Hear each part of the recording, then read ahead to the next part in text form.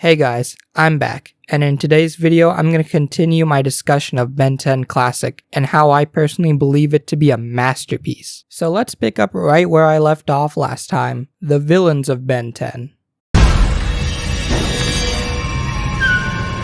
Hello, Ben.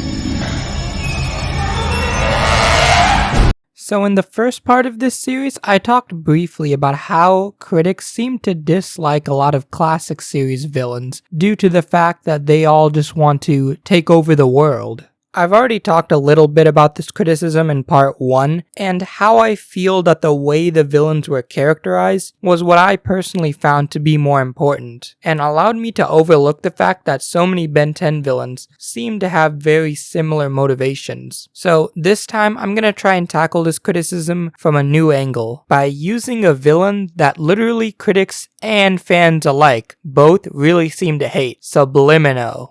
Subliminal is a villain that doesn't really have much going on as a character, but the way he's used in his initial appearance really helps elevate him, at least in my opinion. In Subliminal's initial debut episode, he unknowingly gains control over Ben, and because of this, Ben unknowingly delivers a ton of useful pieces of technology to Subliminal. We, the audience, see this unplay on screen, and it leads to a ton of different action sequences where we're genuinely concerned for Ben's safety and what he might do to the other people around him that are trying to stop his alien transformations. Eventually, Ben's family just decides to tie him up so he can't use the Omnitrix. However, this backfires because Subliminal, using the technology given to him by Ben, mind controls them and everyone else inside a local mall.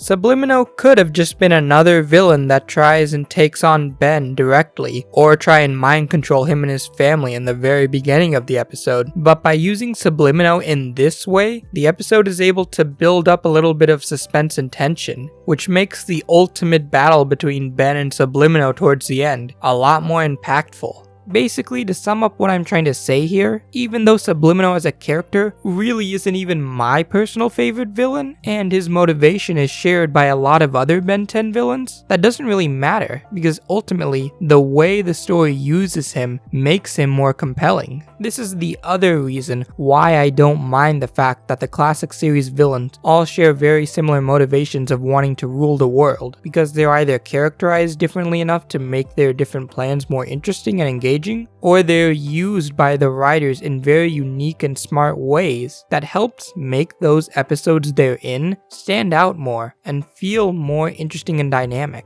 I think I've pretty much exhausted my list of reasons as to why I think the whole criticism of the classic series villains just wanting to rule the world doesn't really bother me personally. So let's switch gears here and talk about some of my favorite classic series villains. I already talked about Vilgax in the first part, so I'm just gonna talk about 2 more and then wrap this segment up so we can continue on with the video. So without further ado, let's jump into one of my favorite Ben 10 villains that I've really only talked briefly about here on this channel, Ghostfreak. In the darkness of space, I am at my full potential!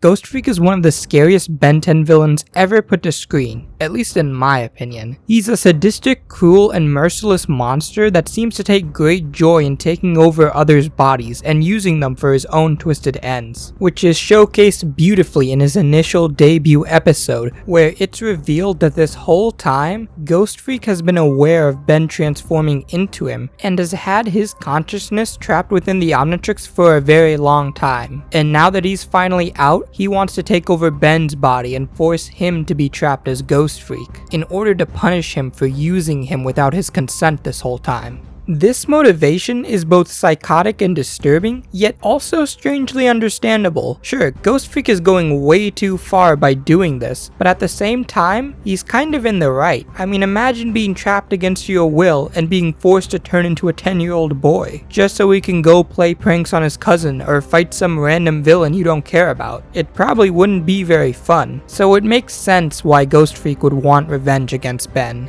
Aside from having a fairly understandable motive, Ghostfreak Ghostfreak, much like Subliminal, is also used by the writers in a way that makes his many appearances throughout the classic series a lot more exciting. Before he gets out of the watch, he starts playing some mind games with Ben by making him look crazy in front of other people, and makes Ben start to wonder what's really going on with him. Then, when he breaks out, he gains control over Gwen, and really messes with Ben's mind by occasionally allowing Gwen to understand what's happening to her, which causes her to freak out, which then causes Ben to start freaking out. And it's clear in the scene where he's possessing Gwen that he is immensely enjoying doing this to Gwen and Ben, and having the time of his life. The next sound you hear will be your cousin's screams as she takes a big dive.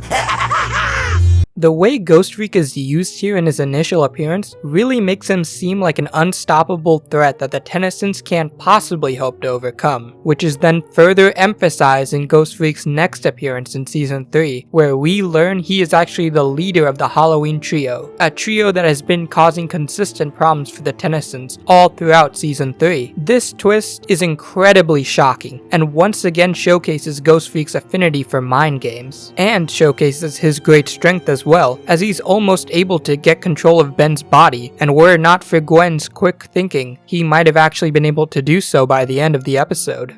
Honestly, that whole episode is one of the reasons why Ghostfreak is one of my favorite villains. Every time it seems like he's defeated in that episode, he comes back to terrify and haunt the main trio, and seems nigh invincible until Gwen uses the sun to destroy him. And even then, there's still a little piece of him lingering inside the Omnitrix, waiting for another chance to escape it, so he can continue wreaking havoc against the Tennysons.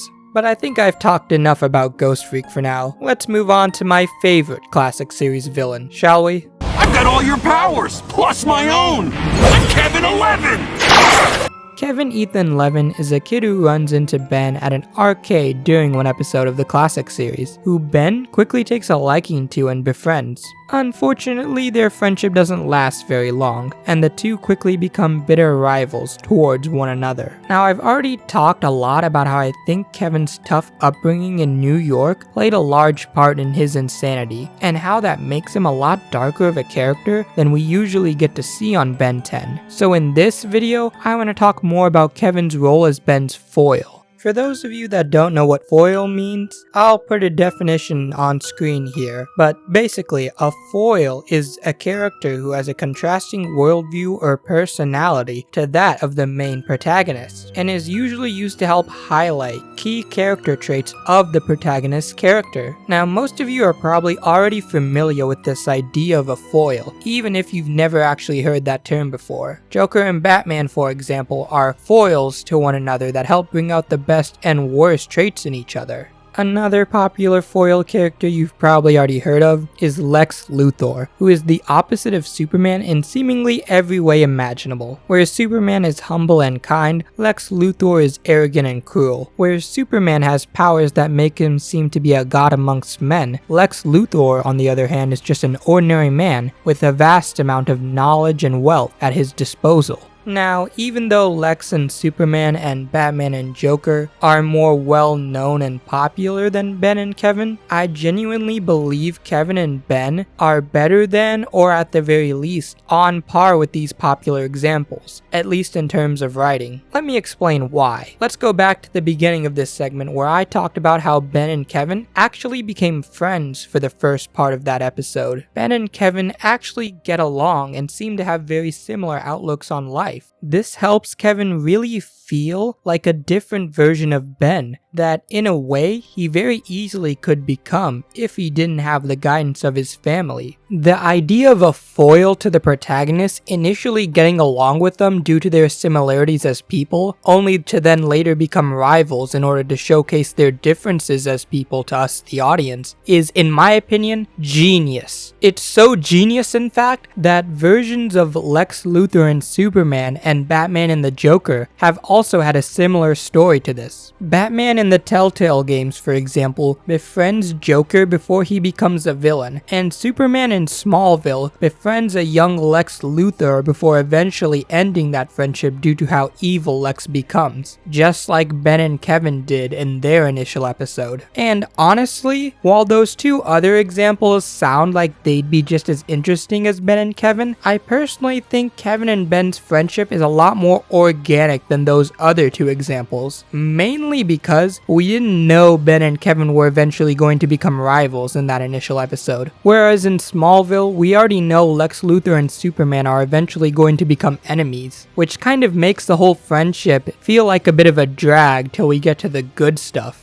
And it's not helped by the fact that Smallville in general is a bit of a drag. Seriously, 10 seasons until we see Clark put on the costume? Come on. But anyway, that's besides the point. Let's circle back to me calling Kevin befriending Ben a genius move on the writer's part. The reason why I think it's so genius is because it gives us time to sympathize with Kevin and really get to know him, which helps make the final part of that episode, where Ben offers Kevin the choice to come with him and his family, a lot more impactful, because we've become attached to this character just like Ben has. So when he ultimately rejects Ben and tries to take the Omnitrix from him, it hurts us, the audience, just as much as it seems to hurt Ben. That's the surface level genius in my opinion. But once you really start analyzing Kevin as Ben's foil, that's where the other side of this geniusness really comes into play. Again, like I've already mentioned earlier, by having Kevin and Ben become friends early on, we get to see their similarities as characters before we get to their differences. These similarities are extremely important because it once again helps reiterate the idea that Kevin is basically just Ben if he didn't have Grandpa Max or the rest of his family trying to constantly teach him how to not be like Kevin. Because at the very beginning of this episode with Kevin 11, Ben is basically shirking Grandpa Max's attempts to teach him responsibility and kinda idealizes Kevin's life as a good way to live, just living by yourself, being able to do whatever you want, which is helped by the fact that Kevin and Ben actually get along as friends too. So when Kevin offers him the chance to become his partner, Ben eagerly accepts. After all, why wouldn't he? This kid is basically everything Ben wants to be, or at least everything Ben thinks he wants to be. And why does Ben think this? Well, because of their similarities. They both have powers, and they both just want to use those powers without being judged by other people on how they use them. They're both also kind of outcasts. Ben in this episode is literally kind of an outcast from his own family due to his actions, but even in general, he seems to be kind of a loner, who gets picked on by Cash and JT, and then uses his powers to get revenge on them. Kinda like how Kevin does to those kids under the 39th Street Bridge. Yet another instance of their similarities. It's like I keep mentioning, these two characters really do feel like the same person. Their differences are only highlighted in the middle chunk of the Kevin 11 episode, where Ben finally realizes something. You don't care about anyone else but yourself. You talking about me? No, I'm talking about me. I'm switching the track back. Ben finally realizes what Grandpa Max was trying to teach him, that this life he wants to live is immoral and wrong, and only really benefits him and no one else. Kevin, on the other hand, can't really comprehend this idea, whether that be due to the fact that he's always just looked out for himself and sees that as normal, or due to the fact that he just hates everyone else besides himself. Whatever the reason, Kevin is simply unable to come to this realization, and because of that, he's a danger to other people that Ben must stop. But okay, we've already kind of established repeatedly that Ben and Kevin are foils to one another, and how they're similar. I'm sure some of you are already asking yourselves, why does any of this matter, and why is this guy rambling this long about it? Well, to answer that question, I need to give you guys an example first. As a kid, you were probably told at some point by a teacher, or parent, or maybe even a grandparent, that you were doing something wrong. Now, as a kid, it's very easy to dismiss what they're saying as nonsense. After all, what do they know about right or wrong? Why should you have to listen to them? They're not the boss of you. This dynamic is very common amongst kids and adults. But usually, when a kid is told by their friends that they're doing something wrong, they usually end up listening to that friend and changing their behavior. This is usually because the friend understands how to speak to the kid that they're friends with in a way that their adults usually don't. This is usually because kids are friends with people that are similar and like-minded to each other, and so upsetting them is kind of like upsetting yourself, and you don't want to do that. I'm sure most of you guys already understand where I'm going with this, but basically, Ben is the friend in this example that understands how to deal with his friend, Kevin. In fact, he's the only one that understands Kevin. This is why I love every single encounter between Ben and Kevin, because they both understand each other. Kevin uses this understanding to try and hurt Ben, but Ben uses this understanding to try and stop Kevin from hurting others and to help Kevin. At first, Ben genuinely tries to get Kevin to join him and his family on their adventures, but that fails, and Kevin ends up going on a rampage with powers he's stolen from Ben in another episode. In that episode, Ben tells him that he's already had his chances to get help, which we the audience saw when Ben literally offered him a chance to get help, and that this time, Kevin is getting what he deserves. He attacks Kevin, but not out of rage or hatred. He does it because he knows he's the only one who can stop him. And when Kevin seems to have lost his powers, Ben actually stops and just walks away, realizing that the conflict is now pointless, since Kevin can no longer hurt people. Unfortunately, that wasn't the end of Kevin, but that's a story for another day. Basically, what I want to highlight here is how Kevin is kind of bringing out the best in Ben, whereas Ben is bringing out the worst in Kevin. This is what I mean by a foil. It's just like how Batman and the Joker deal with one another, and how the Joker brings out the best and sometimes the worst in Batman, and vice versa. Except the reason why I love the Ben and Kevin rivalry so much is because every encounter with Kevin kind of forces Ben to be the very best version of himself, because if he goes at Kevin being arrogant and stubborn, well, Kevin's just gonna do the same thing to him. That's not gonna help anyone, least of all the innocent bystanders who are probably gonna get hurt because of both characters' stubbornness. But by using the understanding between Kevin and Ben due to their similarities and former friendship, Ben is able to act as a true hero by either offering to help Kevin and get him to try and change his ways like a friend would, or by using this understanding to try and goad Kevin away from innocence, which is actually seen in another episode where Ben goads Kevin into attacking him while they're both trapped in the null void. Even though Kevin could literally just turn around and escape, Ben knows he won't because of how much he hates him. He's using this understanding of Kevin to his advantage, but not in a cruel and malicious way, but in a heroic way to try and save himself and others from Kevin's anger. This rivalry really is one of my favorites in fiction, and it's honestly so underrated. I mean, they only really got 4 or 5 episodes going head to head, and some of the later episodes had other characters mixed in, like back with the Vengeance having Vilgax there. I really wish we got to see more of this rivalry in the classic series. But anyway, I think I've rambled long enough about my love of Kevin.